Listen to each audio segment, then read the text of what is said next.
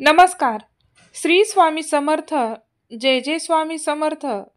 सर्वप्रथम सर्व स्वामी भक्तांचे आपल्या यूट्यूब चॅनेलमध्ये खूप खूप स्वागत आहे. आज आपण पाहणार आहोत की ज्या स्त्रियांना महिलांना आपल्या सौंदर्याचा अहंकार आहे त्या स्त्रिया असतात कशा आणि त्या वागतात कशा, त्यांच्या सौंदर्याच्या अहंकाराचा त्यांच्या संसारावर काय परिणाम होत असतो ते आपण पुढे थोडक्यामध्ये पाहणार आहोत. चाणक्य म्हणतात की अहंकारी व्यक्ती कधीच प्रेम आणि सन्मान टिकवू शकत नाही.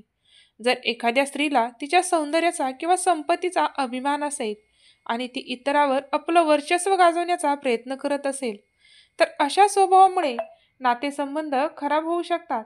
विवाहात नम्रता आणि परस्पर आदर हवा असतो, जो अहंकार असलेल्या व्यक्तीकडून अपेक्षित नाही. काही स्त्रियांचं असं असतं की जर स्त्रिया सुंदर असतील आणि त्यांचा पती जर त्यांच्यापेक्षा कमी सुंदर असेल तर स्त्रिया आपल्या पतीला दर्जा देत नाही, त्यांचे कुठलेही म्हणणे ऐकत नाहीत. तसेच पतीचे सर्व नातेवाईक यांना टोचून सुद्धा बोलत असतात. तसेच आपल्या सौंदर्यामुळे त्यांना कमी लेखण्याचा प्रयत्न करतात. सर्व स्त्रिया असे करतातच असे नाही, परंतु काही महिला अशा आहेत ज्यांना सौंदर्याचा खूप घमंड असतो. त्या आपल्या सौंदर्याच्या जीवावर आपल्या सर्वावर वर्चस्व ठेवण्याचा प्रयत्न करतात, परंतु त्यांच्या या वागण्यामुळे त्यांच्यामुळे कित्येक जणांचे मन दुखावले जातात. तसेच पती पत्नीच्या नात्यामध्ये या गोष्टीमुळे वैर निर्माण होतं, नातेसंबंध बिघडले जातात. त्याबद्दल आपण पौराणिक कथेमध्ये एक छोटीशी कथा आहे, ती कथा मी तुम्हाला पुढे सांगणार आहे.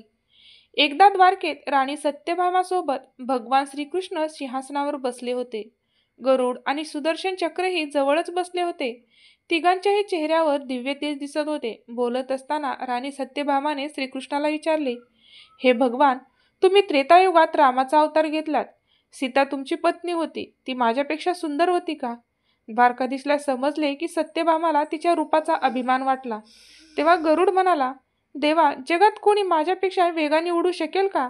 येथे सुदर्शन चक्रालाही स्वतःवर ताबा ठेवता आला नाही आणि तोही म्हणाला, देवा, मी तुला मोठमोठ्या युद्धात विजय मिळवून दिला आहे. जगात माझ्यापेक्षा शक्तिशाली कोणी आहे का? देव मनातल्या मनात हसत होता. त्यांचे हे तिन्ही भक्त अहंकारी झाले आहेत आणि त्यांचा अहंकार नष्ट करण्याची वेळ आली आहे हे त्यांना माहीत होते. असा विचार करून ते गरुडाला म्हणाले, हे गरुडा, तुम्ही हनुमानाकडे जा आणि म्हणा की भगवान राम माता सीतेसोबत तुमची वाट पाहत आहेत. तेव्हा गरुड देवाची परवानगी घेऊन हनुमानाला आणायला गरुडदेव तेथे गेले. येथे श्रीकृष्ण सत्यभामाला म्हणाले की देवी, तू सीतेचा वेश धारण कर आणि मी द्वारकाधीश स्वतः रामाचे रूप धारण करतो. मधुसूदनाने सुदर्शन चक्राची आज्ञा दिली आणि सांगितले की तुम्ही राजवाड्याच्या प्रवेशद्वारावर पहारा ठेवा आणि माझ्या परवानगीशिवाय कोणीही महालात प्रवेश करणार नाही याची काळजी घ्या. देवांची परवानगी मिळाल्यानंतर राजवाड्याच्या प्रवेशद्वारावर चक्रे तैनात करण्यात आली. गरुड हनुमानाजवळ आले आणि म्हणाले, हे सर्वोत्तम वानर, प्रभू राम आणि माता सीतेसह द्वारकेत तुम्हाला भेटण्यासाठी वाट पाहत आहेत. तुम्ही माझ्यासोबत या, मी तुम्हाला लवकरच माझ्या पाठीवर घेऊन जाईन. हनुमान नम्रपणे गरुडाला म्हणाले, तू जा, मी येतो मागून. गरुडाने विचार केला, मला माहीत नाही की हे म्हातारे वानर माकड कधी येईल. बरं, मी देवाकडे जातो असा विचार करून गरुड पटकन द्वारकेच्या दिशेने निघाले. पण हे काय आहे? राजवाड्यात पोहोचल्यावर गरुड पाहतात तर महालात हनुमानजी आधीच भगवंताच्या समोर बसले आहेत. गरुडाचे डोके शरमेने झुकले. तेव्हा श्रीराम हनुमानाला म्हणाले की पवनपुत्र, विना परवानगा राजवाड्यात तुम्ही प्रवेश कसा केला? तुम्हाला प्रवेशद्वारावर कोणी अडवले नाही का? तेव्हा हनुमानाने आपले हात जोडले, डोके टेकवले आणि तोंडातून सुदर्शन चक्र काढून भगवंतासमोर ठेवले. हनुमानजी म्हणाले, प्रभू, या चक्राने मला तुम्हाला भेटण्यापासून रोखले होते, म्हणून मी ते तोंडात घेऊन तुम्हाला भेटायला आलो आहे. मला माफ करा देवा. तेव्हा देव मनातल्या मनात हसायला लागले. हनुमानाने हात जोडून श्रीरामाला विचारले की हे भगवान, आज माता सीतेच्या जागी तुम्ही कोणत्या दासीला एवढा आदर दिला होता की ती राशी तुमच्यासोबत सिंहासनावर बसली आहे? कारण श्री हनुमान यांनी सत्यभामा ही पूर्णपणे सीतेच्या अवतारात असून सुद्धा ही आपली सीतामाता नाही हे ओळखले होते. हे जाणून आता राणी सत्यभामेचा अहंकार चिरडण्याची पाळी होती. तिच्यात सौंदर्याचा अहंकार होता, तो क्षणार्धात चकणाचूर झाला. त्यातच राणी सत्यभामा, सुदर्शन चक्र आणि गरुडजींना सुद्धा अभिमान चकणाचूर झाला. आता त्यांना देवाचा हा खेळ कळत होता. तिघांच्याही डोळ्यातून अश्रू वाहू लागले आणि त्यांनी देवाच्या चरणी नतमस्तक झाले. हे देवाचे एक अद्भुत नाटक आहे. त्यांनी आपल्या भक्ताच्या माध्यमातून आपल्या भक्तांचा अहंकार दूर केला. जीवनात कधीही अहंकार बाळगू नये. आज जे आहे ते उद्याही असेलच असे नाही. थोडासा अहंकारही आपल्याला आत घेऊ लागला तर ठाकूरजी स्वतःहून आपल्याला दूर करतात आणि ठाकूरजींना फक्त निस्वार्थी भक्तांची गरज आहे, अहंकारी भक्ताची नाही.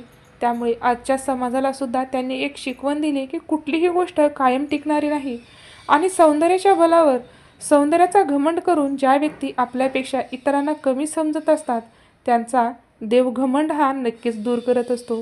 कारण त्यांच्यापेक्षा कितीतरी सहज गोष्टी त्यांच्या समोर असतात. हे मात्र त्यांना त्यांच्या अहंकाराच्या नजरेने पाहता येत नाही आणि ते आपल्याच अहंकारामध्ये गुंतलेले असतात. परंतु जेव्हा सत्य जाणून घेण्याची वेळ असते तेव्हा त्यामध्ये त्यांना हार मानणं शक्य होत नाही. त्याचबरोबर चाणक्याच्या मते खोटं बोलणं किंवा कपट करणं ही सवय नातेसंबंधातील विश्वास नष्ट करते. जर एखादी स्त्री नेहमी खोटं बोलत असेल तर तिच्यावर विश्वास ठेवणं कठीण होईल आणि विशेष म्हणजे जे स्त्री आपल्या पतीला कुठलीही गोष्ट न सांगता ती स्वतःहून जर करत असेल, त्यामध्ये पुढाकार घेऊन ती करत असेल, भलेही ती गोष्ट चांगली असेल किंवा वाईट असेल, आपल्या पतीचा त्यामध्ये सल्ला न घेणे म्हणजे तसेच सासू सासरे यांना न विचारता आपण जर कार्य करत असेल तर त्या स्त्रीला सुद्धा एक उत्तम स्त्री असं कधीच म्हटलं जात नाही. आणि ज्या स्त्रिया आपल्या पतीच्या सोबत राहून पतीच्या सल्ल्याने कार्य करत असतात त्यांना जितका मान सन्मान सन्मान मिळत असतो तितका या स्त्रियांना मान सन्मान मिळत नाही, ज्या स्त्रिया आपल्या पतीला आपल्यापेक्षा कमी लेखतात. कारण आपल्या हिंदू धर्मातील स्त्रिया आपल्या पतीला आपला देव मानतात, आपले सर्वस्व हे पतीला मानतात आणि पतीच्या चरणाशी समर्पण करूनच आपल्या संसारामध्ये त्या सुखी राहत असतात. अशा नात्यामध्ये पारदर्शकता हरवते, त्यामुळे संसारामध्ये ताणतणाव निर्माण होतो. विवाहासाठी प्रामाणिक व्यक्ती असणं खूप महत्त्वाचे आहे. ज्या स्त्रीला नेहमी दुसऱ्यावर टीका करण्याची सवय असते ती कधीच समाधान मिळवू शकत नाही. अशा स्त्रियांच्या सहवासात सकारात्मकता हरवते आणि एकत्र जीवन जगणं कठीण होऊन जातं. चाणक्याच्या मते अशी नकारात्मक वृत्तीमुळे नातेसंबंधामध्ये नेहमी वाद होतात. चाणक्य म्हणतात, जीवनात प्रगतीसाठी कष्ट तर करावेच लागतात. जर एखादी स्त्री फार आळशी असेल, घरकाम, कौटुंबिक जबाबदाऱ्या आणि स्वतःच्या आयुष्याबद्दल उदासीन असेल तर ती संसारासाठी योग्य साथीदार ठरू शकत नाही. आळशी व्यक्तीमुळे दुसऱ्या व्यक्तीवर ताण येतो आणि संसार टिकवणे कठीण होते. चाणक्याच्या मते ज्या स्त्रीला नेहमी भांडणं करण्याची सवय आहे ती कधीही नातेसंबंध टिकवू शकत नाही. अशा स्त्रियासोबतचं आयुष्य नेहमी संघर्षाने भरलेलं असतं. विवाह म्हणजे समाधान आणि शांततेचं एक रूप आहे, जे सतत वाद करणाऱ्या स्वभावामुळे अशक्य होऊन जातं. चाणक्याने दिलेले हे विचार आजच्या काळातही लागू होतात. विवाह हा केवळ आकर्षणावर आधारित निर्णय नसून त्यामागे परस्पर आदर, विश्वास आणि सहकार्य असायला हवं. योग्य व्यक्तीची निवड केली तर संसार सुखाचा होतो, अन्यथा तो दुःखाचा प्रवास बनतो. टीप: वरील सर्व माहिती ही प्रसारमाध्यमातून घेतलेली असून यामध्ये अंधश्रद्धा पसरविणे किंवा कुठल्याही व्यक्तीचा अपमान करणे, त्यांच्या भावनांना ठेच पोहोचणे हा हेतू नसून केवळ मनोरंजनात्मक व्हिडिओ आहे. त्यामध्ये कुठलाही सल्ला घेत असताना नक्कीच तज्ज्ञाचा सल्ला घ्यावा. धन्यवाद. व्हिडिओ आवडला असेल तर नक्कीच आपल्या चॅनेलला सबस्क्राईब करा आणि सपोर्ट करत राहा. धन्यवाद.